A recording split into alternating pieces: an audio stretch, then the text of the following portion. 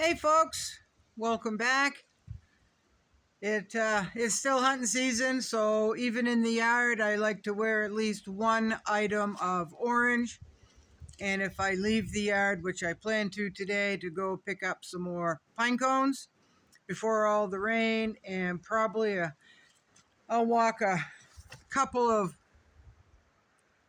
wagonfuls of pine needles and just store them in a pile somewhere, right? Good for mulching, good for adding to compost, whatever, right? So I did a video yesterday. Thank you all for the nice comments. I've gotten through quite a few of them, not all of them, but I will, folks, I will. Eventually, I do catch up on the comments. It might be a ways down the road, because like I was telling Almost a Green Acre, Krista is her name, I have every intention of going through the comments once I sit down for the day, but once I sit down for the day, I usually end up falling asleep. It's hard work living the way I do, folks. And now that cold weather is here, yeah, you get really tired when you're out in the cold all day, and then you go into a nice hot house, right? Wood stove puts off a lot of heat. So the intent is there. I might be a little slow at getting to them, right? So thank you for being patient. So someone told me once, and this is kind of related to yesterday. Someone told me once, you know, you keep tripping and falling, and you always tell your people that come to visit you, watch your step, there's a divot there, watch your step, there's roots sticking out of there. Why don't you fix that divot? Why don't you cut those roots off? Folks, if I leveled off every divot here, I would never have enough dirt. When I, like my bean hole, like my pole bean, black, half cut off barrel that I did a trial on those tongue of fire pole beans, I did take that and I did fix the bigger divots that go down to my blackberries and my apple orchard and my blueberries and elderberries, you know, pear trees. So I did do that on the deeper divots. But I want to remind folks there is a difference between living in the country and living in a city or a town, right? When you live in the country, when you live in a city or a town, a lot of things are paved. If it's gravel, it's been graded, or the holes have been filled in, the washouts have been filled in. But when you come out in the country, there's a lot of things to trip over, especially when you build on raw land, right? This used to be all woods, folks. A lot of trees have been cut. A lot of gravel has been cut because I'm next to a bog, and by code I had to build so far up above the flood line, right? So a lot of gravel had to be hauled in here. A lot of trees had to be cut. And when you cut trees, there are stumps, right? I have taken my chainsaw and leveled some of those stumps out to ground level as close as I could get them. And then I take my drill and a 1-inch drill bit and I drill holes in it, pour a little salt in there, and then after a while, a year or two, I can take the hatchet and I could take the rest of that stump out, at least ground level, right? But this is not the city, folks. Nothing is paved in here. Nothing is level. Really, it isn't. And like I said, there are stumps everywhere. And if I leveled everything, if I put tire in here, it's not living this lifestyle. I've moved the city into an off-grid homestead. That's something I'm just not going to do. So there's a lot of upkeep. There's always divots. Now that I don't have chickens, I don't have all kinds of divots in the ground, because they'll find a spot and then they'll scratch, and then they find that they want to dust bathe in that hole, and they all take turns and fight over the dust bowl, and right. So I'm so glad I got rid of my chickens. It'd be one thing if they were in an enclosed area, but I free range my birds here. Right now, I have not free ranging my birds. My geese and my ducks, that's all I've got left, are in a pretty sizable run.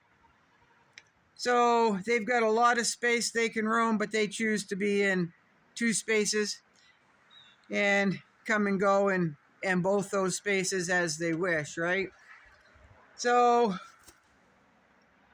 I did that because winter is coming. The bog will freeze over.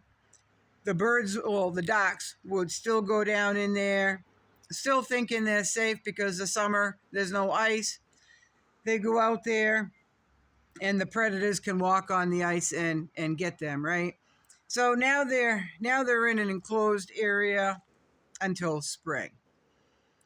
So that makes it more work on me, because they used to go down to the bog to get some of their water, even though they had water here. They would leave this water here and go down and drink the bog water, even though I hauled the water from the bog, right? It's just, birds will be birds. So there's that. It's not supposed to start raining until, I guess that it's been pushed back to Thursday night, which is good. It gives me all day today and tomorrow. I did clean most of my deck off for the winter. I've been keeping my cooler, which is my refrigerator, out on the deck all spring, summer, and into fall here. It's doing pretty good, but there's gonna become a time when that cooler has got to go in the house. Now, a regular cooler, it keeps things cool for a while, but you got to keep adding ice, right? Now, I know there's Yeti coolers out there, and I know there's plug-in coolers, which doesn't do me a bit of good because I don't have electricity.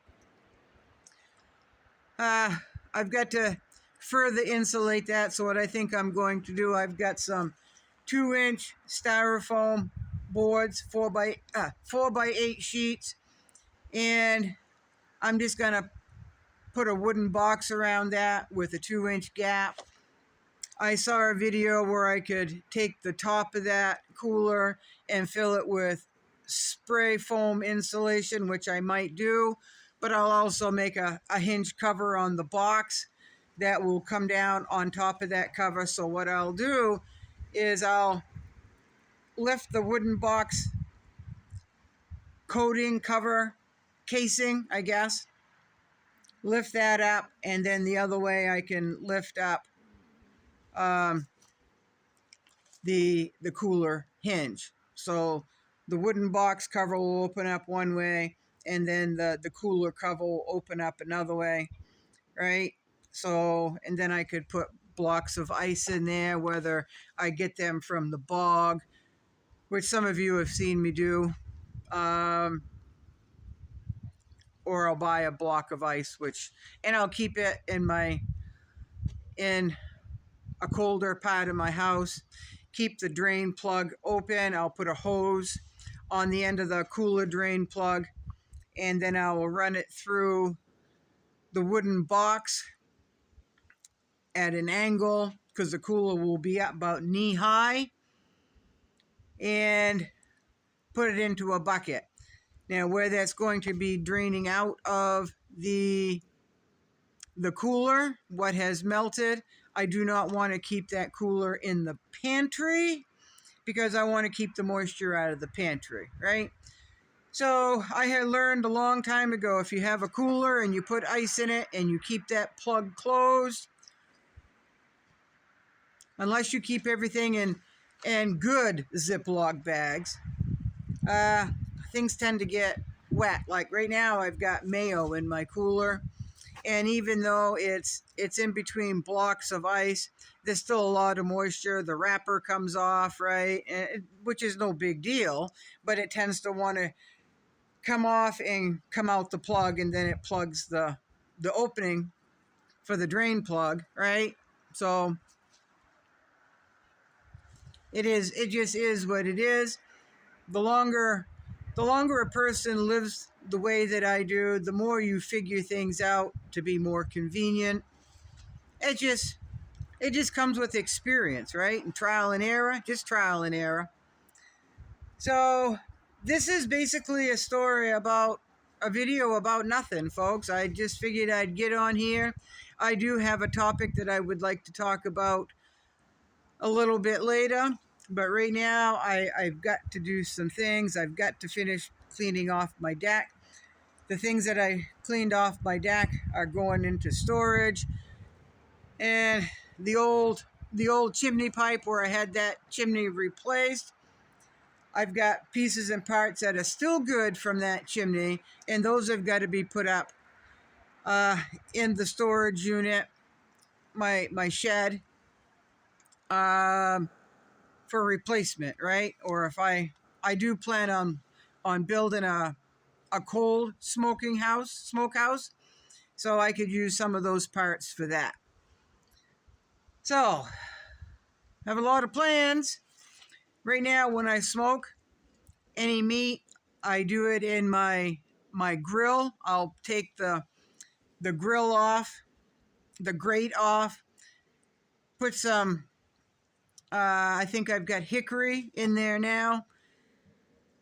And I've just got it so in such a way that it goes through and it smokes the meat quite nicely. And then I'll bring it on the meat on the stove and wrap it in tin foil, put it on the wood stove, and just cook it on the wood stove. It's really good, folks, really good.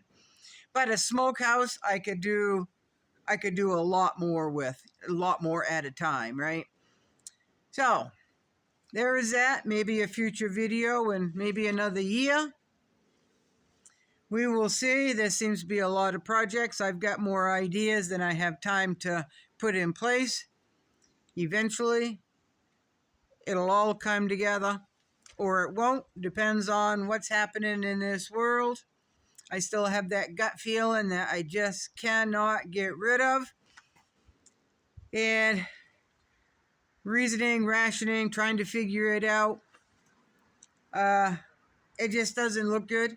Now, whether it's a worldly event, a local event, or a personal event, I do not know. I just have this gut feeling that something is coming, folks. So that's why it's important to prepare. That's why it's important to keep this in check, but don't ignore your gut feeling, right? And live one day at a time to make that day count, because no one's ever guaranteed another day, right? For whatever reason, for natural occurrences, right? We don't live forever, folks. We all eventually take our last breath. So enjoy today. Be thankful for today. Hope for tomorrow. Plan for tomorrow. Until there is no tomorrow for you personally. You good? Take care. Behave. And I'll see you later. Bye-bye.